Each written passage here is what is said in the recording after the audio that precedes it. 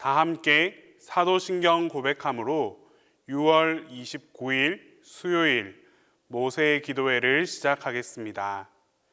나는 전능하신 아버지 하나님, 천지의 창조주를 믿습니다. 나는 그의 유일하신 아들, 우리 주 예수 그리스도를 믿습니다. 그는 성령으로 잉태되어 동정녀 마리아에게서 나시고 본디오 빌라도에게 고난을 받아 십자가에 못 박혀 죽으시고 장사된 지 사흘 만에 죽은 자 가운데서 다시 살아나셨으며 하늘에 오르시어 전능하신 아버지 하나님 우편에 앉아 계시다가 거기로부터 살아있는 자와 죽은 자를 심판하러 오십니다. 나는 성령을 믿으며 거룩한 공교회와 성도의 교제와 죄를 용서받는 것과 몸의 부활과 영생을 믿습니다.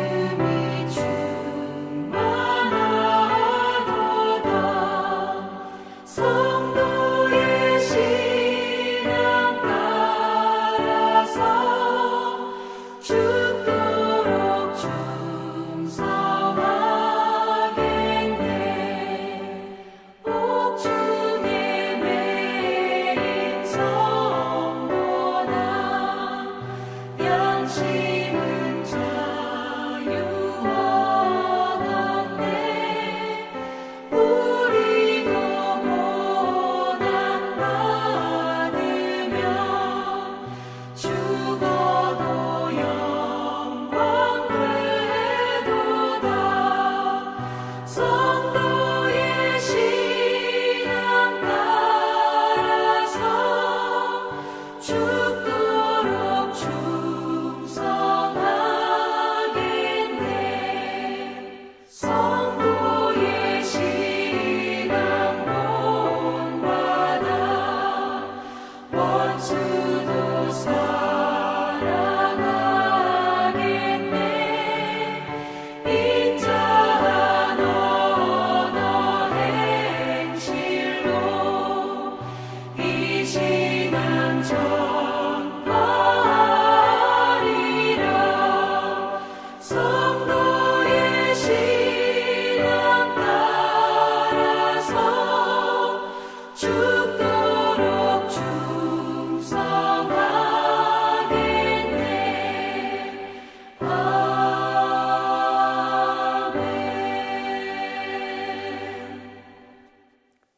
오늘 우리에게 주시는 하나님 말씀은 출애굽기 14장 9절에서 14절입니다. 구약 성경 출애굽기 14장 9절에서 14절입니다. 애굽 사람들과 바로의 말들, 병거들과 그 마병과 그 군대가 그들의 뒤를 따라 바알스본 맞은편 히아이롯 곁 해변 그들이 장막 신대에 미치니라. 바로가 가까이 올 때에 이스라엘 자손이 눈을 들어 본즉 애굽 사람들이 자기들 뒤에 이른지라.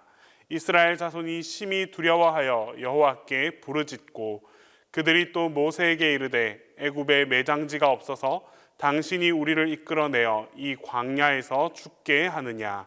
어찌하여 당신이 우리를 애굽에서 이끌어내어 우리에게 이같이 하느냐. 우리가 애굽에서 당신에게 이른 말이 이것이 아니냐. 이르기를 우리를 내버려 두라. 우리가 애굽 사람을 섬길 것이라 하지 아니하더냐. 애굽 사람을 섬기는 것이 광야에서 죽는 것보다 낫겠노라. 모세가 백성에게 이르되 너희는 두려워하지 말고 가만히 서서 여호와께서 오늘 너희를 위하여 행하시는 구원을 보라. 너희가 오늘 본 애굽 사람을 영원히 다시 보지 아니하리라. 여호와께서 너희를 위하여 싸우시리니 너희는 가만히 있을지니라. 이스라엘 백성들은 하나님의 인도로 애굽에서 빠져나와 약속의 땅인 가나안으로 향했습니다. 그들에게는 더 이상 거칠 것이 없어 보였습니다. 그럴 수밖에 없는 것이 하나님께서 낮에는 구름 기둥으로 밤에는 불 기둥으로 이들을 지켜주셨기 때문입니다. 그들의 믿음은 이제 최고조에 달해 있었습니다. 도저히 불가능할 것만 같았던 일들이 그들이 보는 앞에서 현실이 되어 있었기 때문입니다. 자유인인 신분으로 애굽 땅을 빠져나올 수 있었던 것은 전적인 하나님의 은혜 때문이었습니다. 이 사실은 누구보다도 이스라엘 백성들이 잘 알고 있었습니다. 하지만 바로 그 순간 전혀 예상하지 못했던 일들이 또다시 애굽 땅에서 일어나기 시작했습니다. 물론 그 발단은 바로 왕이었습니다. 그는 이스라엘 백성들을 놓아준 것이 이제 서서히 후회가 되기 시작했습니다. 아직도 이스라엘 백성들을 자신의 소유물로 착각하고 있었습니다. 결국 그는 또다시 극단적인 선택을 하고야 합니다. 애굽의 정예군, 가장 강력한 군대를 급파해서 이스라엘 백성들을 뒤쫓도록 명령했습니다. 물론 이 사실을 전혀 눈치채지 못했던 이스라엘 백성들은 믿음이 아주 충만한 가운데 담대하게 나아갈 길을 걸어가고 있었습니다. 하지만 곧 그 무장한 애굽의 군대가 그들의 뒤를 추격해 오자 또 자신들이 장막을 친 그곳까지 가까이 온 것을 보자마자 이스라엘 백성들의 분위기는 갑자기 이상한 방향으로 확 바뀌어서 흐르기 시작했습니다. 그들은 두렵고 떨리는 마음으로 하나님께 부르짖기 시작했습니다. 아주 간절하게 울부짖었습니다. 물론 이 부르짖음은 믿음에서 비롯된 것이 아니었습니다. 이 절규는 절망과 불평에서 나온 것이었습니다. 출애굽했을 때 그 당시의 그 믿음과 그 위풍당당함은 한순간에 다 사라져 버리고 말았습니다. 이러한 상황은 본문 11절 이하의 말씀에 그대로 기록되어 있습니다. 이들은 하나님을 향해 부르짖다가 이제 그 화살을 모세를 향해 돌리며 다음과 같이 원망하기 시작합니다. 애굽에 매장지가 없어서 당신이 우리를 이끌어내어 이 광야에서 죽게 하느냐? 애굽 사람을 섬기는 것이 광야에서 죽는 것보다 낫겠노라. 애굽에 매장지가 없어서 우리를 이 광야에서 죽게 하냐고 이렇게 원망하기 시작합니다. 이것은 모세를 향해서 정말 아주 강한 어조로 조롱을 일삼는 그런 말이었습니다. 이뿐만이 아닙니다. 이들은 차라리 이렇게 허무하게 죽을 바에야 애굽 사람들을 섬기며 사는 것이 더 낫다라고 불평하기까지 이르렀습니다. 결국 그들이 지금 하나님과 모세를 향해서 보여주는 모습은 무엇입니까? 바로 노예의 근성입니다. 불투명하고 위험한 그런 미래보다는 비록 굴욕적이기는 해도 생존이 보장되는 현실을 택하려는 그들의 의지였습니다. 지금 내가 여기서 죽을 바에야 차라리 애굽 사람들의 종이 되어서 그들을 섬기고 또 그들이 원하는 일들, 우상을 만드는 그런 일들이라 할지라도 우리는 이제 할 수 있었다라고 말하는 것입니다. 그들은 지금 생존을 위해서 그동안 그렇게 바라고 소원했던 자유의 선물을 땅바닥에 내동댕이 치고 말았습니다.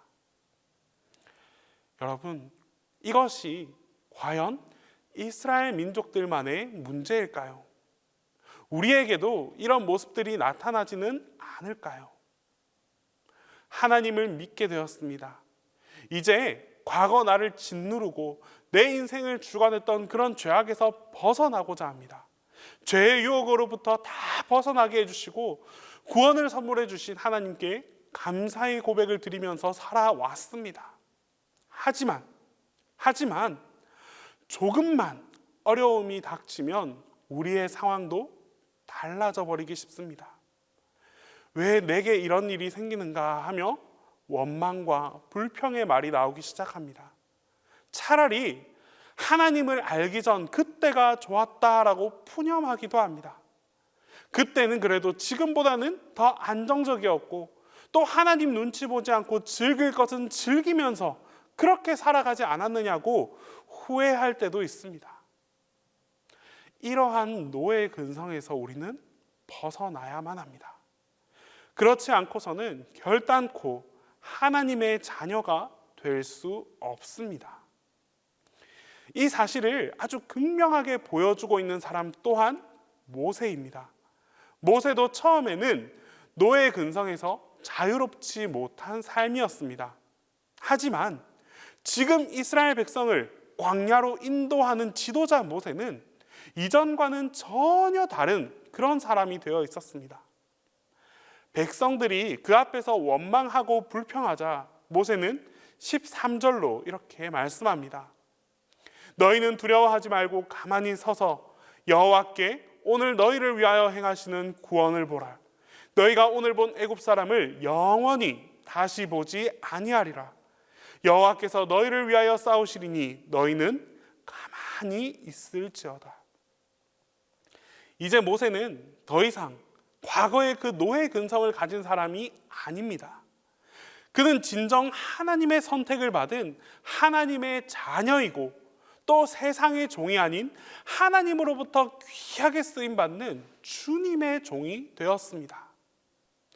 모세는 두려워 떨고 있는 이 이스라엘 백성들에게 두려워할 필요가 전혀 없다라고 선포합니다. 하나님께서 우리와 함께 하시기 때문에 두렵고 떨 필요가 없고 하나님께서 보내주신 그 구름 기둥, 불 기둥이 함께하기에 전혀 겁낼 필요가 없다라고 선포합니다. 그리고 모세는 그 백성들을 향해 가만히 있으라, 가만히 있으라라고 명령합니다. 더 이상 불평하지 말고 하나님의 때를 기다리라라는 명령입니다. 원망과 불평은 사탄이 가장 좋아하는 마음입니다.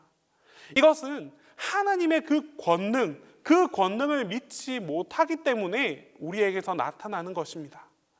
그런 가운데 모세는 오직 하나님만 바라보고 전적으로 그분만을 믿으며 신뢰함으로써 하나님께서 우리를 이 위기로부터 어떻게 건져내시는지를 지켜보라라고 선포하고 있습니다. 또한 모세는 이야기합니다. 여호와께서 오늘 너희를 위하여 행하시는 구원을 보라. 다시 말해 너희는 지금 죽는다고 원망하고 있지만 하나님께서 너희의 생명을 주관하시고 또 다시 살리실 것이라고 담대하게 선언하고 있습니다. 모세의 이 담대한 신앙이 우리 모두의 신앙이 될 수 있어야 합니다. 하나님을 향해서 원망할 필요도 불평할 필요도 전혀 없습니다. 오히려 우리에게 필요한 것은 위기의 순간일수록 더욱 기도하는 것입니다. 하나님께 내어 맡기십시오. 내 힘으로 할 수 없다고 판단되는 그 순간, 그때야말로 은혜 받을 때이고 하나님의 영광이 우리와 함께 하실 순간입니다. 내게 닥친 그 두려움의 대상을 바라보지 말고 그 눈을 하나님께로 돌려봅시다. 이것만이 우리가 모든 문제로부터 이겨내고 승리할 수 있는 유일한 방법입니다. 모세가 불평과 절망으로 얼룩져 있던 그 이스라엘 백성들에게 한 일이라고는 오직 한 가지입니다. 그들의 눈, 그들의 시선을 하나님께로 향하게 하는 것이었습니다. 이 전쟁에서 승리할 수 있는 비결이 하나님밖에 없다라는 사실을 분명히 알고 있었기 때문입니다. 그를 포함하여 이스라엘 백성들이 노예 근성을 다 버리고 불평과 원망과 두려움으로 우왕좌왕하지 않으며 오직 하나님만을 바라보기만 한다면 이미 그 전쟁은 승리한 것이다 라는 확신이 그들에게는 있었습니다. 이제 우리 모두도 모세가 그리했던 것처럼 오직 하나님만을 바라보고 전적으로 하나님을 신뢰하며 믿음으로 승리하는 삶을 살아갑시다. 우리가 하나님을 바라볼 때 하나님께서 우리 가운데 함께 하시고 또 우리의 삶 가운데 반드시 역사해 주실 것입니다. 기도하겠습니다. 이 시간 첫 번째로 기도할 때에 고난과 역경의 순간이 찾아온다 할지라도 담대한 믿음을 갖게 해달라고 기도하겠습니다. 두 번째로 주님께서 나의 삶을 다 주관해 주시고 지켜달라고 함께 기도하겠습니다. 끝으로 교회 학교 교사 선생님들을 위해서 함께 기도하겠습니다. 이 교사 선생님들 모두에게 예수 그리스도의 마음이 심겨지게 해달라고 우리 이 시간 함께 기도하겠습니다. 우리를 돌보시고 지켜주시는 하나님, 오늘 하루의 삶 속에서도 주님의 날개 아래에서 살아가게 하심을 감사드립니다. 이러한 삶이 얼마나 소중하고 감사한 삶인지 미처 깨닫지 못하는 우리의 신앙을 돌아봅니다. 아주 작은 고난을 마주할 때도 왜 이토록 힘든 고난을 주시냐고 주님께 불평하고 원망할 때도 있었습니다. 우리의 연약함을 긍휼히 여겨 주시옵소서.